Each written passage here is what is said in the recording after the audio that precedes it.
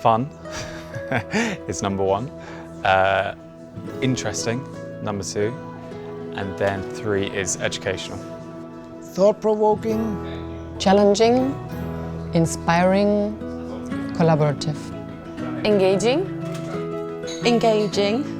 It is fun, it's exploratory, and it's with a purpose. Experimental. Creative. And meaningful. And fun.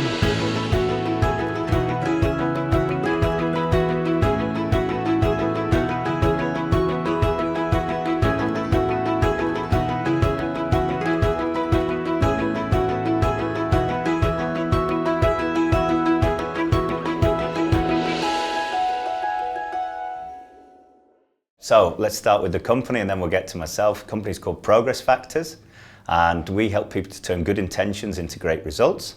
The way we do that is by helping them to make good strategies happen, find great innovative opportunities and turn them into reality. By helping them to earn money whilst they're doing that, and we're not talking about a bit more money, we're talking about a lot more money, and also by telling the world all about it. My name's Nick and I'm passionate about proving to the world that we can reverse climate change a lot quicker and a lot more profitably than most people are talking about today. My name is Jens Witte. I'm leading a small part of an American company in Germany. I'm Valentina. I am passionate about sustainability and regenerative travel and hospitality. My name's Dennis, I'm 30 years of age, from southern Germany. I work in product management, especially in the IT department. My name is Philip. I'm an enthusiast in sustainability and making that economically, and I'm very much looking forward to bring these ideas to life. My name is Lisa. I am the founder and owner of the agency Working Bliss, who has the aim and purpose of giving work happiness to people and helping companies to establishing work happiness for their employees. I am Dirk, not so typical old white man. I'm a coach and a trainer, and I love being creative with ideas. My name is Brian Dowling. I'm a senior project manager specialising in design and build across film, TV and events. I feel like I am a changemaker. I have a dream to open one day my own eco lodge, but at the moment I'm really excited to work for the Capsule Hotel. We have a very nice opportunity here to blend sustainability with hospitality and raising awareness.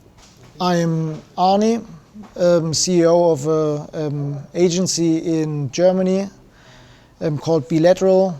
I have 2 daughters and my daughters are the biggest point to think about future, think about their future, think about the environment and thinking about more than me and myself.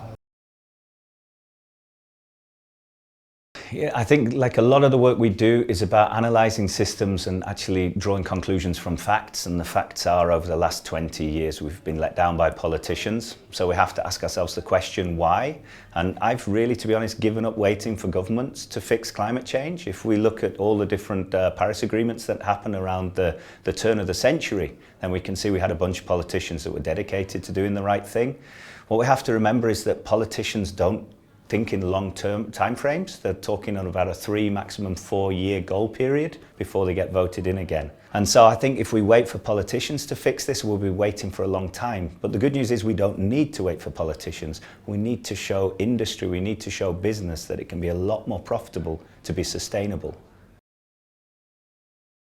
My dream really is to stop being so massively wasteful.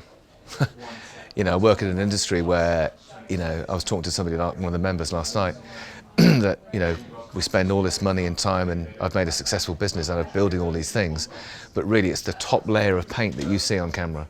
You don't see what's behind it. And I've been talking about replacing all the things that you don't see that are really expensive financially, and also, you know, for example, ply. You know, it's either South American or Far Eastern. That's just jungle, you know, and it gets used once and then painted with something else, so you see that thin film of paint or whatever on the surface. What's behind it actually is totally irrelevant to the project. It's just habit. So yeah, and it's sort of re-triggered a few ideas that I'd had previously about what the solutions are, because I think the solutions are there. It's not impossible. It's absolutely not impossible. The impact that I want to create in the world is making a healthier, more happy and also more successful working environment, because in my opinion high performance and happiness are the same medal but just two different sides, and this is what I try to establish in the world. One of my core values is making a difference. It's normally linked to probably making a difference with people. Yeah, I'd like to make a positive impact, whether that's on people's attitudes, their behaviours, their future potential, and hopefully that has a knock-on effect to the environment as well. To create change, like a little bit step by step, but helping companies to transform their vision or into purpose, their ideas into purpose, and to leave the world a little bit better than I found it. But I did find it very well already, I do have to say. Personally, I'm quite ambitious to work in a sustainable, to live in a sustainable mode. So I try to avoid things that are avoidable. I'm asking myself, what can I do to preserve our nature and our world for the future, and also for my kids and perhaps sometimes grandkids, you never know. But this has also an impact on decisions that I take on a business level. So there I also think that we need to ask ourselves, what can we do better in a sustainable way for the future? Not only looking at the day-to-day business and sales effects and results, but also for the future and the long-term effects that we have. It's a very complicated question to answer. I do think that everybody should try to do their best. I don't think that the people should carry the whole weight of the world on one's shoulders, but at the same time, any little idea that also maybe you find somebody that sparks interest and that you can connect with that person or a community and drive some kind of change, even if it's small, it's good. The change that I hope to bring is bringing people together, unity, make sure that we all belong to the same place. We're not that different. To change mind in how and why I use things. And the biggest thing for me is, have I to own a thing? And have I to show wealthiness with my things?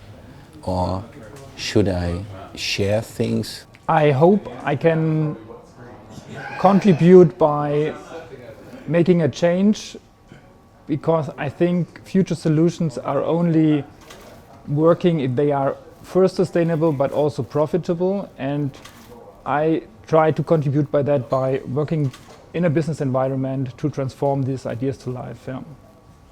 I mean, it's just, for me, it's to spread the message. Like, the more people are aware that we have a problem that is existing for some generations, I'd say, the much higher are the chances that we actually can do something about it and conquer it. So I think if we've agreed that we're not going to wait for the politicians to save the planet, and we're going to look at business, we're going to look at industry, then we need to address the people who are going to make the decisions. And obviously the person who's running the company, the founder, whoever she is, whoever he is an important person. But probably even more important than that is the CFO. We need to prove to them that sustainability can be a profit driver. And so I think at the moment, if you have a business model and it's sustainable, but it's not profitable, it's just not going to be sustainable. So in other words, you have to be profitable to be sustainable right now. And that's important, and that's what my company does. But if we fast forward in 10 years from now, we're going to say the opposite. We're going to say if it's not sustainable, it's not profitable. And if you just see what's happening in the media at the moment, there's lots of discussions about, can we afford to save the planet? Can we afford to reverse climate change? I mean, the question in itself is ridiculous, right?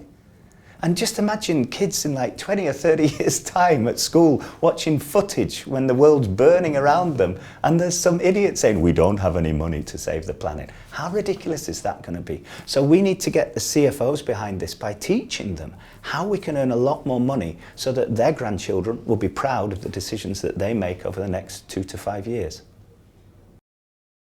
My hope, and so far it looks really good, is that I learn new techniques to approach new ideas, so how to bring ideas to life and to develop these ideas.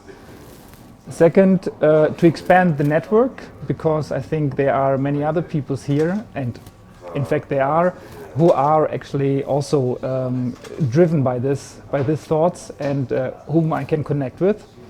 And third is also to get, let's say, not only from a technique, but also from a, let's say, content-wise thinking, that I get, let's say, new ideas and how to develop my own ideas, to get the, let's say, new insights on that. Yeah.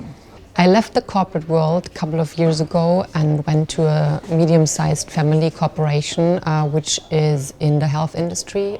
Before that, I was in the tobacco industry.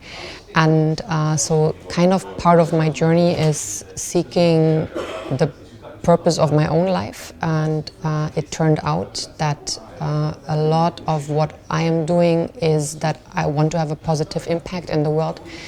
I was thinking a lot about the question what I want, like the life that I would like to look back once I'm old, and this is what I try to create, and just educate myself, become even better in what I'm doing, to have an even bigger impact, positive impact on the world. So I really hope to learn more methodologies and get to know people that have the same aim and target in life, and this is why I'm here. I basically joined it because I got some private interests, because I'm quite a sustainable guy myself. And the interesting part about this is that we got people from different nations, different generations with different insights that I kind of wanted to soak in like a sponge, and yeah. I'm very interested in new ways of thinking, new ways of doing things, and the opportunity to be creative with a sustainable theme was quite appealing, and had the opportunity to come along, so why not? For me, like the sustainability questions we have now, which we're facing, or the problems we're facing, I work with those kind of problems nearly every day. So this is just like to see a different way in a group with mind-sighted people who just like think the same and get some new insights also, and maybe new perspectives. So I joined this event because I'm so used to the corporate side of life, not necessarily looking into the sustainable or the eco side of businesses. And especially just getting older, I feel like it's becoming more and more relevant and vital, essentially. So I thought, why not come to this lovely event and see how the discussion, evolves, essentially. I have the feeling and I have the wish to think in my age about what can I do to help avoiding waste, making the living more ecologic, reducing the footprint, and not as much trendy, eco-trendy, I would say. Some people say woke, I would say trendy. I like to be challenged, and I found that this was a really good opportunity to also talk with people that are passionate about sustainability but work in other industries. Because often I now, because of my job, have to a lot of interesting conversation with people in hospitality or tourism, and talking to people that have different perspectives, different day-to-day jobs, but still are passionate about the idea or are just even interested in it. Gives me motivation to then explore new ways, new spaces, new solutions, new challenges, and yeah. To come together with people from a wider, more diverse selection of people I would normally work with or meet and see what their views are on how to marry the sustainability and profitability. You know, be sustainably profitable and profitably sustainable. So that's happened.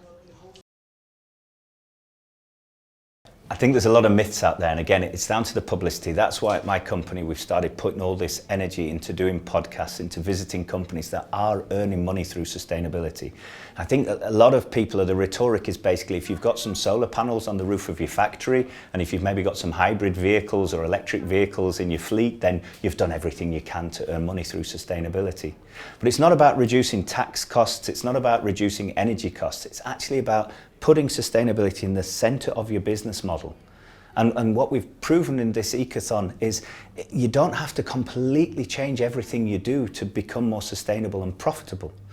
And so if I think about some of the consultancy projects I've worked in the past, we talk about ESG, it's not just the environment, it's the social side as well. And if I think about the conversations I have with a lot of potential clients, and we tell them you can earn a lot more money by doing the right thing with your employees and doing the right thing for the environment, they tend to not believe it. What I see is I get the same messages over and over again when I'm speaking to people privately, when I'm speaking to people in sales conversations. And if I think about one big project we worked on, a very, very large organisation, hundreds of thousands of people, and we were doing a project where people were earning so much more money and all the people there were so happy.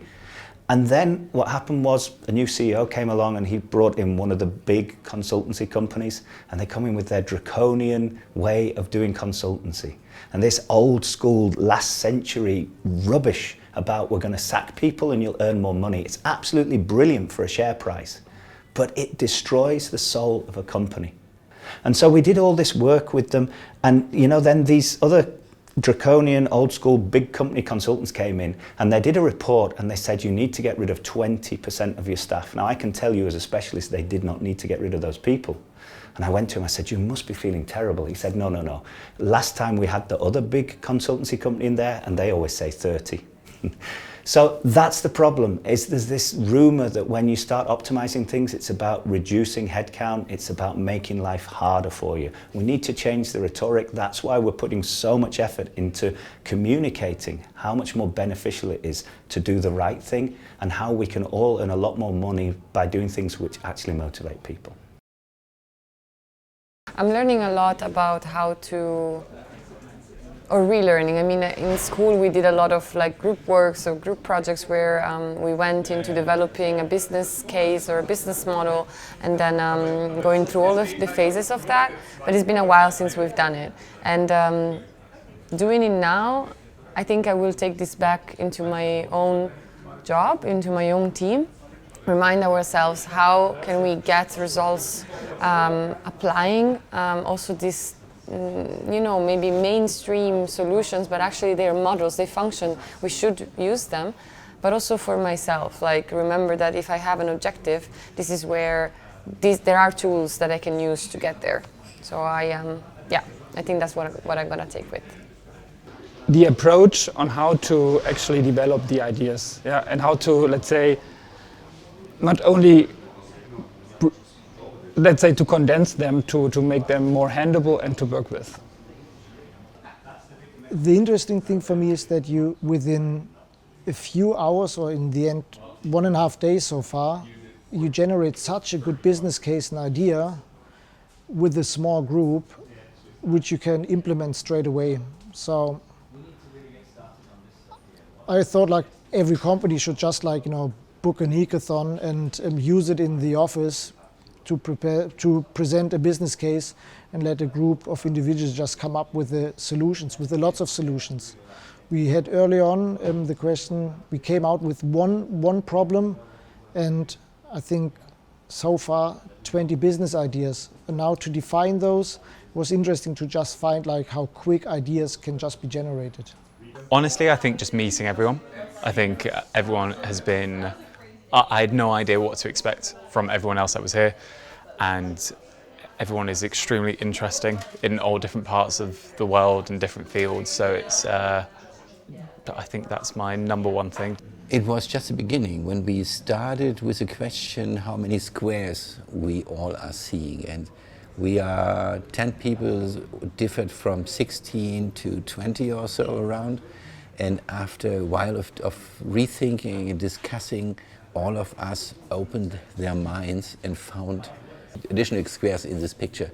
And it was nice to see how everyone was opening itself and everyone has the experience to see more and widen his own view and impression. Is that there are many people who seem to have similar ideas and share the same spirit, who want to change the world for the better, and that it's not an either-or, talking about sustainability or profit. It can be an and this is what I always believed, and now it seems to be there is a proof, and this is what I'm taking away. So it's very, it's giving a lot of hope and makes me very happy to have spent already this short period of time with these people and being involved in these topics. It's just very enriching. The main thing would be the atmosphere / vibe, because it's really, really relaxing, but on the same hand, focusing. And the other thing would be, I think, fun, yeah. It's just great fun to be here.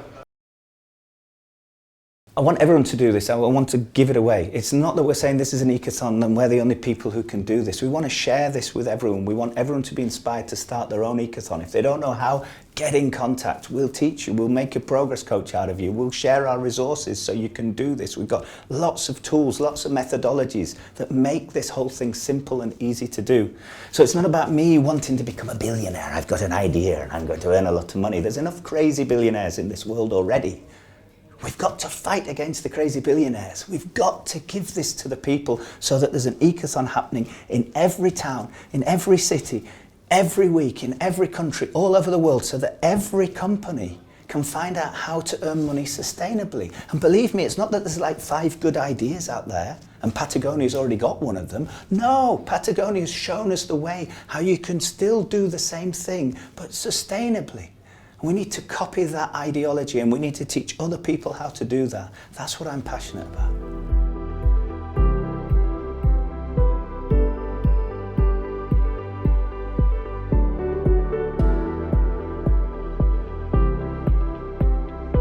All right, so I'd like to start by saying a big fat thank you to the Capsule Hotel for organising this whole thing. You guys have not just been awesome for the last 3 days, you've been awesome for the last couple of months. Thank you so much for agreeing to do this. Thank you so much for helping us to come up with the idea, and thank you so much for looking after us here. Vanessa, Annika, thank you so much for your film work. It's been great having you here. I can't wait to see what you're going to cut together. I really am desperate to see that. I'm like a kid at Christmas. Thank you, Sky, Alvaro, Sarah. You've done a great job from our team, and also Martin, of course, as well. I shouldn't forget you. Always, it's so great being out with you guys, and it's been really, really great getting this ready and also running this event. And then, of course, a big fat thank you to all you participants who came up with such amazing ideas, were so creative, and worked so hard and with so much energy. It's been a really great experience. Thanks a lot. Let's give each other a quick round of applause.